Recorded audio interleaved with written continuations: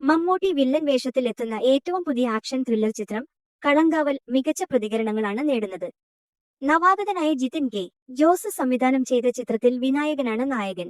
സാക്നെൽക്കിന്റെ report പ്രകാരം ചിത്രം കേരളത്തിൽ നിന്ന് രണ്ടാം ദിനം 5.25 കോടി രൂപയിലധികം കളക്ഷൻ നേടി.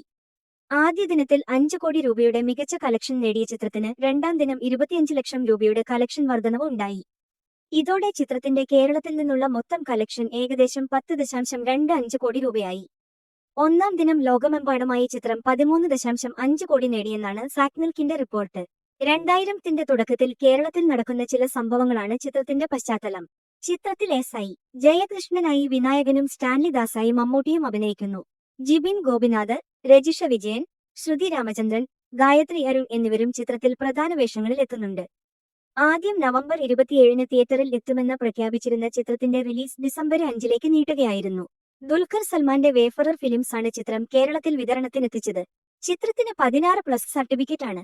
യഥാർത്ഥ സംഭവങ്ങളെ ആസ്പദമാക്കിയാണ് ചിത്രത്തിന്റെ തിരക്കഥ ഒരുക്കിയിരിക്കുന്നതെന്ന് സംവിധായകൻ നേരത്തെ പറഞ്ഞിരുന്നു. റോഷാക്ക്, നൻപകൽ നേരത്ത് മയക്കം, കാതൽ, Kannur squad, Turbo, Dominic and the ladies purse തുടങ്ങിയ ചിത്രങ്ങൾക്ക് ശേഷം മമ്മൂട്ടി കമ്പനിയുടെ 7ാമത്തെ പ്രൊഡക്ഷനാണ് പുതിയ ചിത്രം. ജിഷ്ണു ശ്രീകുമാറും ജിതിൻ കെ. ജോസും ചേർന്നാണ് സിനിമയുടെ തിരക്കഥ രചിച്ചിരിക്കുന്നത്.